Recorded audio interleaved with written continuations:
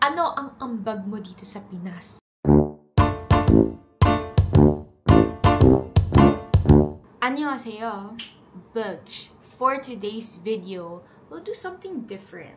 Nope, hindi tayo mag-vlog outside, nor will I take you guys out with me to work. For this video, I wanna sit down and talk to you guys. You know, let you in more in my life, get to know me better, as per request sa mga comments dito sa YouTube or sa TikTok live ko. Disclaimer, baka humaba yung video kasi medyo madaldal ako. Actually, not medyo. Super daldal ko. I'm just gonna answer questions na I get often sa mga live ko, ganon. And, you know, apparently, there's a lot of things you guys want to know about me. So, instead of, you know, showing you guys clips of my life, why not just, you know, sit down and talk to you guys? Question number 1. What's your name? My name is Mu Ye Rim. But you guys can call me Yel.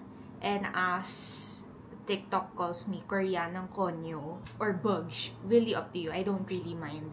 Hindi naman ako sensitive kung anong tawag niyo sa akin. So, call me Yel, call me Yelim, call me Momo, call me Koreanang Konyo, call me Ate Bugs. Bala kayo. And alam kong sasabihin niyo, ha, may mo palang surname? Yes, pati ako nagulat nung pinanganak ko.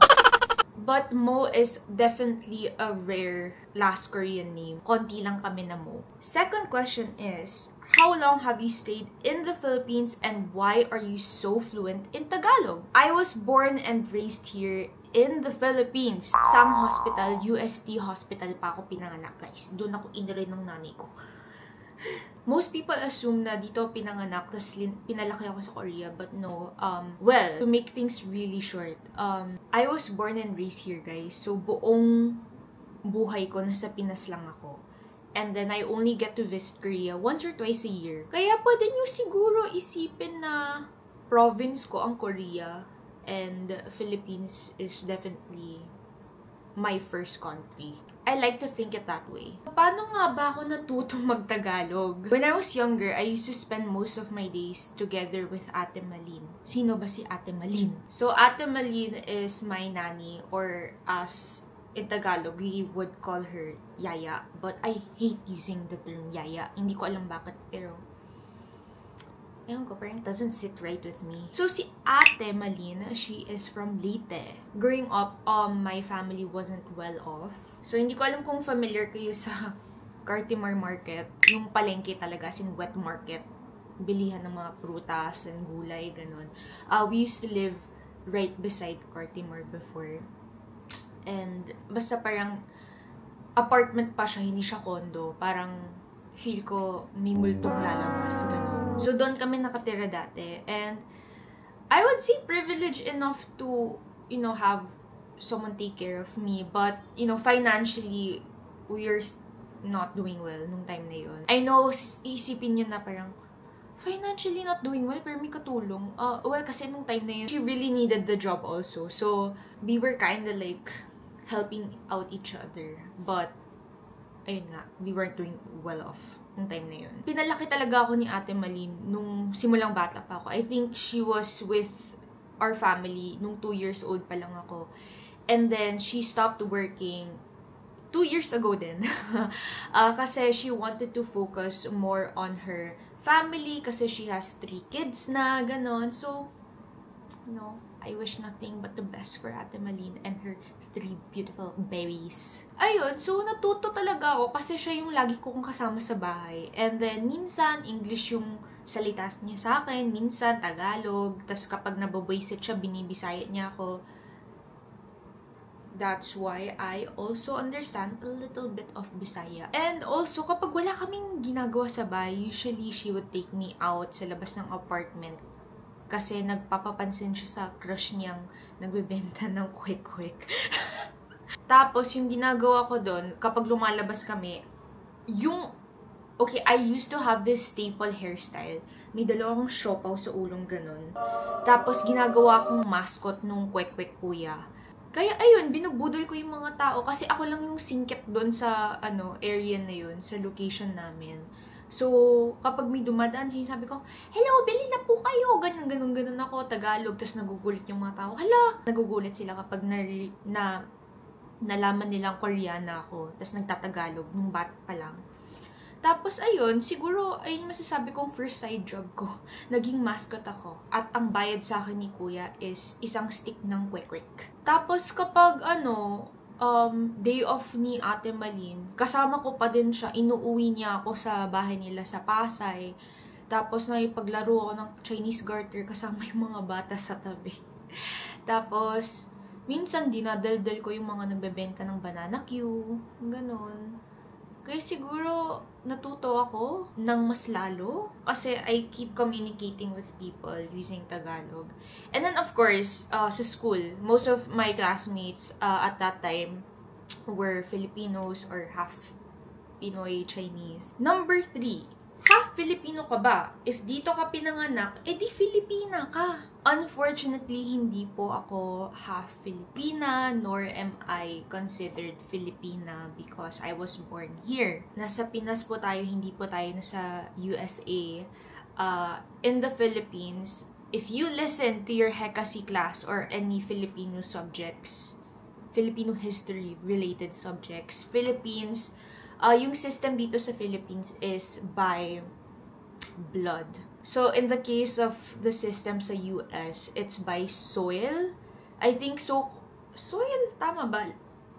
Right of soil, ata yung tawag. So, kapag pinanganak ka sa lugar na yon, you are granted a citizenship. But in the Philippines, by blood. So, both of my parents have to be Filipino for me to be considered as Filipina, or kahit one of them has to have a Filipino blood. Going back, yes, both of my parents are Korean. Madami din nagtatanong kung fluent ba sila mag-Tagalog or English. Yung mom and dad ko, nakakaintindi sila ng Tagalog, pero mas nakakasalita yung mom ko. Although, medyo barok siya mag-Tagalog.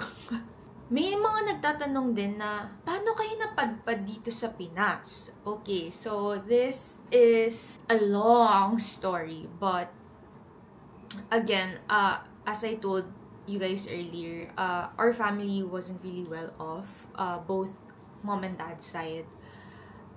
So yung dad ko, he really, as in, crawled his way out to graduate college when he was in Korea. So, yung time na yun, a lot of his friends or classmates would go to Europe or US after graduation, to celebrate lang. Yung dad ko naman at that time, he was working part-time job as a taga-tapon ng basura. Ganon. And then, with yung mga naipon niyang pera, he decided to treat himself out on a trip. Pero, hindi naman kasi malaki ang sahod kasi part-time job nga at the same time. With that amount of money, paano ka makakapunta ng Europe or US to travel? So, he thought of, how about Southeast Asia? Diba, Belge? Pero at that time kasi medyo kilala na ang Vietnam sa Korea. And sa Philippines naman, sabi ng dad ko, parang wala pa masyado nakakaalam dito sa bansa na to. So, he chose to go to the Philippines, and if I'm not mistaken, he went to Bohol for his first trip. Tapos, he instantly fell in love with the country. Yung dad ko kasi, he graduated environmental science. So, he's very, into nature stuff, ganon. And Bohol is such a nice place. So, he fell instantly.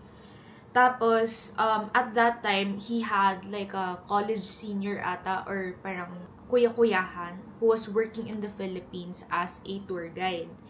Tapos, although malayo sa naging course niya or degree niya, ang tourism, he was recruited, yung dad ko. So, yung uncle ko, asked my dad, hey, may opening for tour guide, do you want to join? Do you want to work here in the Philippines? So my dad, he flew back to Korea and then packed everything and then flew out here sa Philippines to work as a tour guide.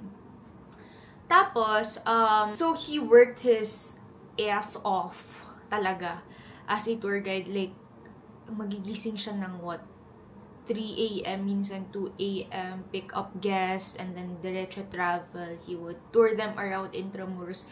Yung dad ko, I swear guys, memorize niya. Like, pwede niyo siya i-blindfold and he can tell you, he can do a whole tour ng Intramuros. Ganon siya. Ganon siya ka-dedicated sa work niya.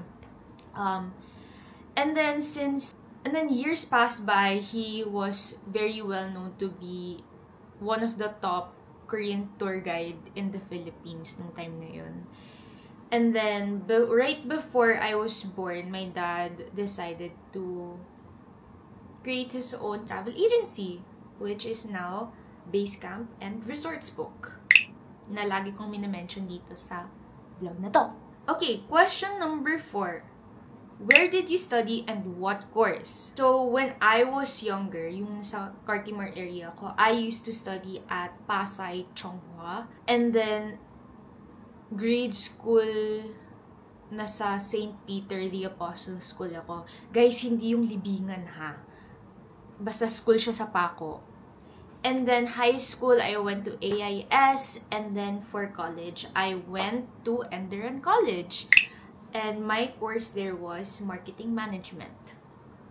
Question number 5. What made you start TikTok and YouTube? Medyo naging bobo ako sa part na to. Kasi, when I first started TikTok, akala ko naka-private account ako. Kasi, nung time na yun, mga 10 lang followers ko. Kasi 10 dun yung following ko nun. Mutual lang kami ng mga friends ko. Until one day, I decided to like edit.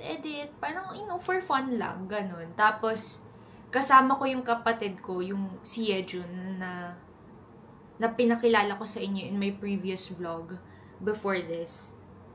Tapos, biglang nagulat ako, bakit naging 10,000, tapos 20,000, tapos naging 100k yung views. Ayun, tapos na-realize ko naka-public pala yung account ko. So, yeah. And then, few months in doing TikTok, I really enjoyed, you know, communicating with different people sa comment section, ganon. May it be good or bad comments. I really enjoyed, and then, umabot sa point na naisip ko, oh my God, kasi sa TikTok ko, ang dami nagsasabi na, mukha kang matari, ganon. Tapos, naisip ko tuloy na, what if I teach you guys how to speak in Korean, pero matari way? Alam niyo yung typical kontrabida lines na mga K-drama, mga ganun. So, ayun yung tinuturo ko, and then, I guess it's history from there. For YouTube naman, my old videos were like just aesthetic, kasi gusto ko lang, you know, few clips, like, capture few clips of whatever I was doing. For memory's sake. Gusto ko lang i-document yung buhay ko. Ganon, pero wala masyadong context. So, before I also got active here, madami akong pinag-isipan. Kasi I'm very aware na my personality isn't really for everyone. Some people might find me maarte, mayabang, mataray. Mga iba naman natutuwa sa videos ko. So, I really had to think this through. Because, ayun nga, very aware ako na hindi likable sobra yung personality ko. Kasi I'm very loud. I'm such a loud person. And then, if I'm going to be really transparent with you guys, hindi talaga ako kalog. Usually, I'm very cool talaga kausap. But it took me so long before I could get this comfortable in social media to show, you know, this kalog side of me. Medyo napaisip talaga ako sa part na, oh my God, what if one day masira yung makulit, kalog personality ko because, you know, mga opinions ng mga ibang tao. But, at the same time, naisip ko, like, whether may opinion man yung mga tao about me or hindi, it's not the end of the world naman, diba? So, before that happens, I just want to enjoy filming content. Not only for you guys, but for me as well. And also, I'm very thankful because I have such an amazing support system. Like sila Juan Onni, sila Jinoopa, sila Mark, and my other friends and family who encouraged me to start posting more and to keep going. So, here I am, still trying. Okay, question number 6. Eto na. Why don't you talk about living in the Philippines as a Korean in your vlog? So I get this question a lot, and I believe, if I'm not mistaken people are looking for Korean doing things in the Philippines kind of content from me. And it's not that I don't like making those videos because I want to hide that part of me, yung I love Philippines na part of me. I think the main reason why I don't want to post contents like that is because I don't want to be known as a Korean content creator here in the Philippines. Now, to be very clear, I'm not targeting anyone. I think a lot of creators out there are doing such an amazing job. Ewan ko, parang ang hirap i-explain, pero gets nyo ba? Parang, siguro, to cut things short, I want you guys to know me as Yel. So, ayun. And then for those who are, looking for that kind of content from me, I want you guys to know na hindi ko ini-ignore yung comments nyo. I do read them and I appreciate all the suggestions, but feel ko hindi talaga siya for me. What I'm trying to say is, I think I am more Filipina than I am Korean. So I don't see the point to rub it in everyone's face na, oh, I'm Korean. I live in the Philippines. I do this in the Philippines as a Korean. Parang ganun. Parang ayoko i-rub masyado yun. Ayun, for that question, I hope medyo klaro lang ako. Medyo nakakatakot i-answer yung question nila. But, sana na-gets nyo na yung motive ko lang sa channel ko is for you guys to know me as me. Okay? Okay. Okay, number 7. What do you do for work? I believe I answered this in one comment here on YouTube. No, I am not a full-time content creator. I don't do content creating for a living because outside of social media, I do have a job. So I run my own business. It's called Old Candle, but currently nasa break ako. But definitely I am preparing something. So baka like a relaunch, rebranding, something soon. But I'll let you guys know. And at the same time, I also help out sa family business namin. If you guys are new here, it's called Resorts Book. Alam niyo na yan kapag nanonood kayo. So, Resorts Book is a Korean travel agency based in the Philippines. So, yung ginagawa ko dun mostly is marketing, and I also handle customer service in both markets. So, in mga Koreans and then other nationalities like Filipinos and Americans, Europeans. Ayan. Okay, eto, number 8. Medyo pinag-isipan ko kung isasama ko to or hindi, but since ang daming gantong comments sa TikTok, okay, mga hindi ko naman follower. Ano ang ambag mo dito sa Pinas? Ano ba yung ambag ko? Well, I don't know if this counts because I personally enjoy doing this. I normally don't post when I do something like this because I don't see any purpose why I should post about it. But I do a lot of outreach programs, especially when certain areas gets affected by typhoon, earthquakes, or in general, yung mga areas na who needs help to start over. Yung story ko naman kung paano ako naging active sa mga NGOs is, I think, when it was Typhoon Ondoy. So, I was pretty young nung time na yun. Mga nasa elementary din ata ako nun.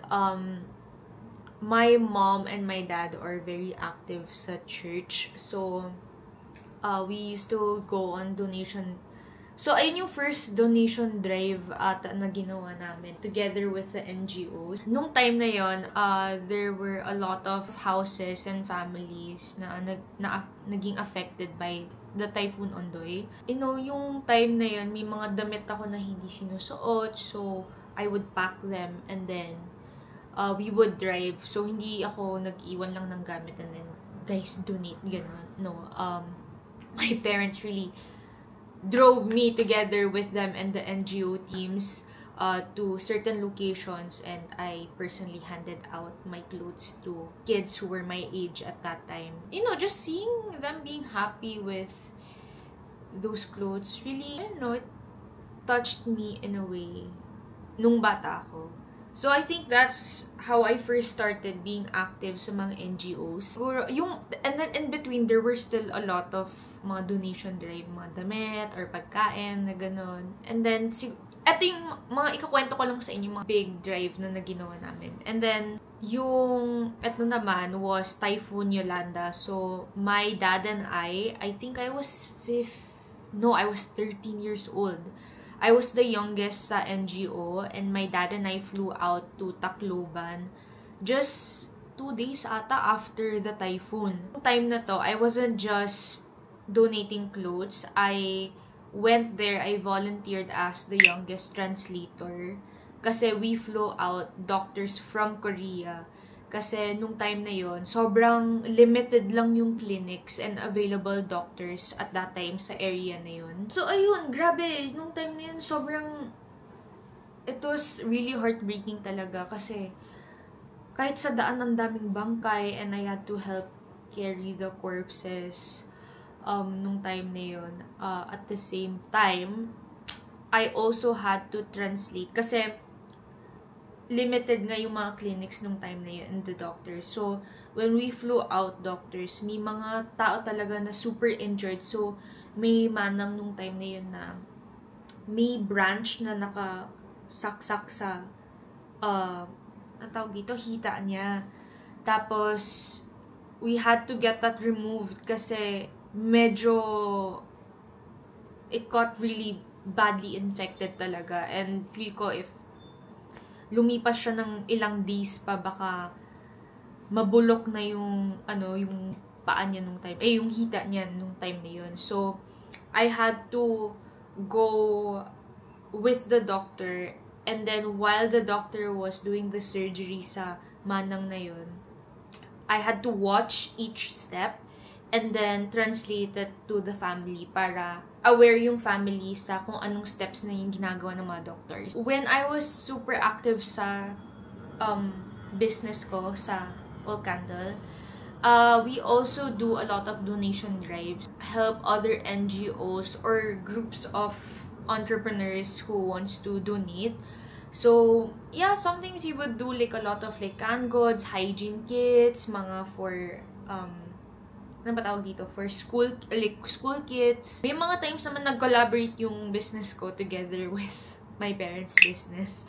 Tapos we would go out goods to families. And for me, like, I focus mostly on the elderly and yung mga PWDs. Because, I don't know, like, I feel for them so much. During the pandemic also, my lolo passed away. When he passed away, I wanted to create a scent dedicated to my lolo, and 90% of that profit was donated to shelters for the elderly.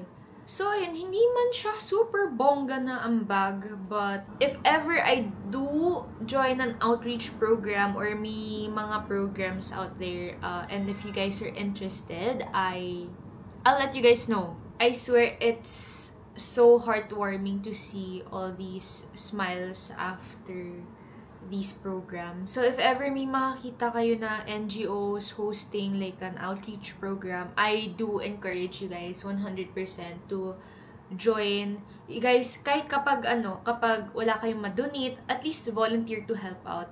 Because I swear talaga, parang sobrang nakakagaan ng loob. Basta parang ibang feeling yung nakukuha mo after meeting different people and listening to their life story. It's something. And yeah, like, it's really more fun in the Philippines kasi, my God, kahit anong pinagdaanan ng mga tao, like, Filipinos are definitely strong people kasi kahit anong mga pinagdaanan nila, Filipinos find ways to smile and still be grateful for everything. And I think I get to learn something from you guys and from those people also. Always keep in mind na things will definitely get better. And like a lot of people lost their loved ones, yung bahay nila, ng belongings nila. But grabe talaga yung time na yun. As in, pati ako, hindi ako naligo ng 1 week. Kahit ganun yung nangyari, parang minamarites ako ng mga manong doon. We hugged, we sing, we laughed, we cried together. It was so memorable. So, ayun, if you guys are interested, I'll let you guys know if ever may susunod. This is getting a little bit emotional for me, so I think I'll wrap this vlog until here. So, if you made it this far, thank you so much for watching. And I'm so sorry if medyo slow yung upload ko lately. I've been just working my ass off. And I know, hindi ko alam kung medyo boring ba yung vlog na to, but I hope you got to know me a little more after this. So yeah, I'll see you guys on the next vlog. Bye!